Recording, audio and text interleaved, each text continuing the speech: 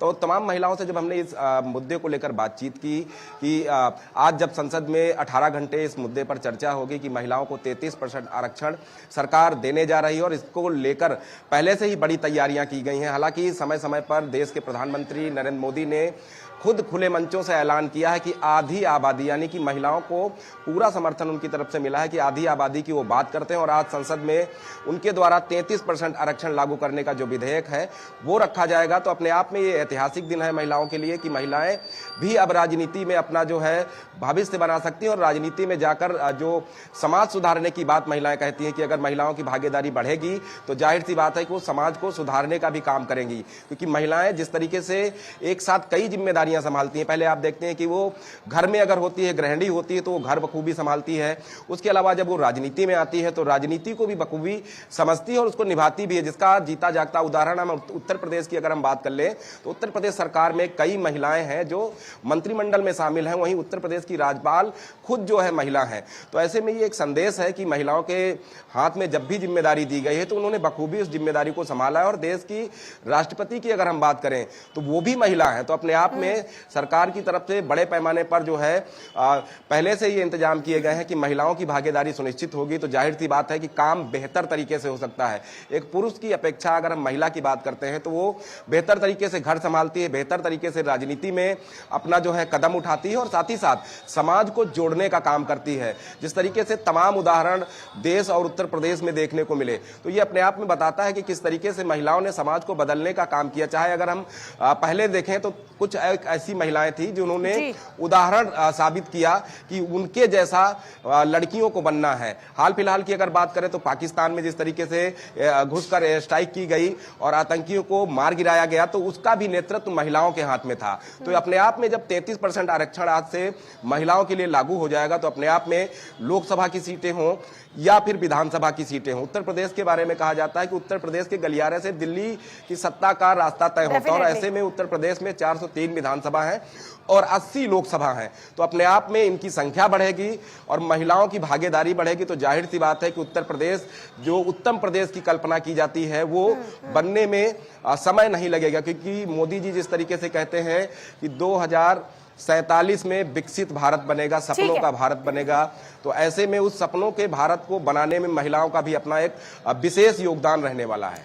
धनंजय, सपनों का भारत होगा लेकिन महिलाओं के सपने आमतौर पर अधूरे रह जाते हैं। अब महिलाओं को अपने सपने पूरा करने का मौका होगा। दूसरा कि महिलाओं की जो स्थिति है उसके बेहतर होने के चांसेस अब बढ़ जाते हैं जब उनकी भागीदारी सक्रिय राजनीति के अंदर भी बढ़ेगी। आप बताइए, आपका क्या आकलन है महिलाओं से बातचीत करते हुए?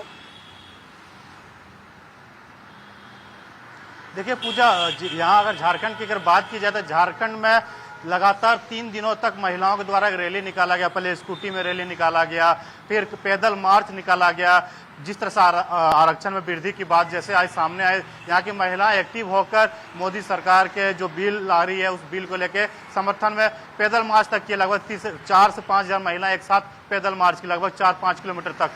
तमाम महिला से जब हमने वहाँ बात भी उस दिन किया था तो उन्होंने साफ साफ कहना था कि पहले महिलाओं को गृहिणी समझा जाता था, घर की काम काज करते थे, लेकिन अब घर से बाहर निकलकर हर क्षेत्र में, चाहे पढ़ाई लिखाई महिला सेना में हो या फिर संसद भवन में हो, विधानसभा में हो, या सभी पहलुओं को अगर देखा जाए तो महिला हर जगह पर पुरुषों के बराबर पैर रखती है। यानी जब तक दोनों बराबर रहते पूरा घर में भी विकसित होता है, समाज भी विकास होता है, देश भी विकास होता है। तो महिलाएं के लिए अगर बात की जाए तो जिस तरह से आज चर्चाएं की जाएगी, आरक्षण जिस तरह से लाया जा रहा है, यहाँ की महिला भी काफी उत्साहित है, यहाँ की महिला भी काफी प्रफुल्लित है, खुशी मना रही है। क्योंकि खुशी जिस तरह से दिखा जा रहा है यहाँ पे, क्योंकि लगातार 2-3 दिनों तक यहाँ पे रैलियां हो, सभाएं हो, पैदल मार्च हो किया जा रहा था। लोग बैनर पोस्टर लेके प्रधानमंत्री मोदी का बधाइयां दे रहे थे, बीजेपी सरकार को बधाइयां दे रहे। संजय सेठ भी लोगों से जब मिल रहे थे तो वही प्रतिक्रिया लोग यहाँ पे भी आ रही थी। लेकिन राजनीतिक पार्टियां इसको अगर देखा जाए पूजा तो अलग अलग चश्मे से देख रहे हैं। जेएमएम की बात करें तो उन्होंने तो मना कर दिया था कि आखिर कैसे बीजेपी सरकार को पता चल गया कि इतना ही सीट बढ़ेगी। पहले पहले सर्वे होना चाहिए, उसके बाद परिसीमन होना चाहिए, उसके बाद में पता चलेगा। तो समान सवाल खड़ा कर दिया, पीसी किया, मुख्यमंत्री ने सवाल खड़ा किया।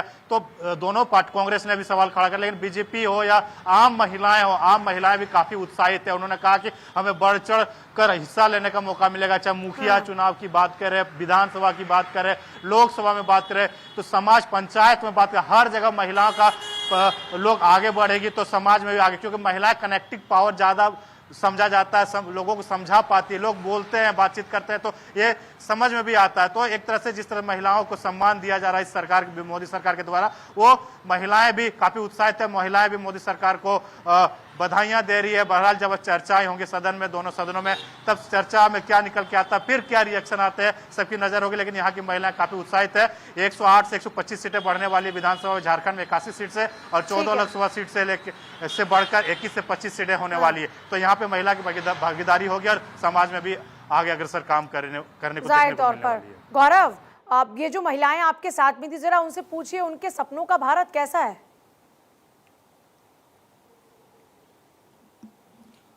बिल्कुल, देखिए अगर बात करें जिस तरीके से अगर हम महिलाओं की मैं बातचीत भी इनसे कर रहा था, अब फिर से हम बातचीत करते हैं इन महिलाओं के साथ में।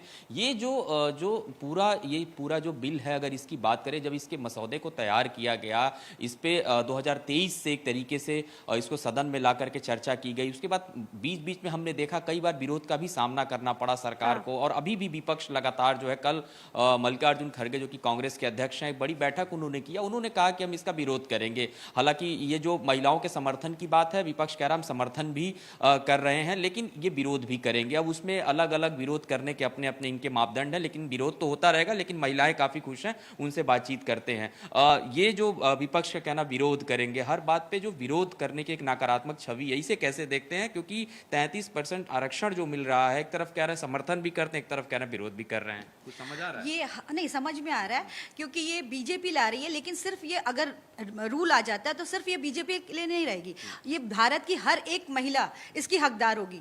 तो हर पार्टी की महिला को अपनी पार्टी से ऊपर उठ के सोचना चाहिए कि वो सबके लिए है। तो इसका विरोध ना करें, समर्थन करें, दिल से समर्थन करें और आगे बढ़ें। सरकार जो 33% आरक्षण महिलाओं को देने की बात कर रही है, एक गृहिणी होने के नाते उसे कैसे देखते हैं? क्योंकि अब राजनीति में भी महिलाओं का वर्चस्व बढ़ेगा। ये बहुत अच्छी बात है कि महिलाओं को 33% मिल रही है आरक्षण, और ये सबके लिए फ़ायदा है। ये नहीं, सही बात है कि ये बीजेपी के लिए नहीं, ये सबके लिए, क्योंकि अगर होगा तो खाली बीजेपी के जो सपोर्टर हैं उनके लिए ही नहीं है, ये सारी महिला है उनके फ़ायदे में है। और गृहिणी है तो मान लीजिए ठीक है, वो भी अगर कुछ करना चाह रही है तो एक तो है कि रिजर्वेशन के इसमें जो है दायरे में होंगी तो उनको चांसेस ज़्यादा मिलेगी, मौका ज़्यादा मिलेगा। तो ये बहुत अच्छी बात है कि सरकार मौका ज़्यादा मिलेगा, अच्छी बात है। विपक्ष क्यों घबरा रहा है इस चीज़ से? क्या समझ आ रहा है इससे?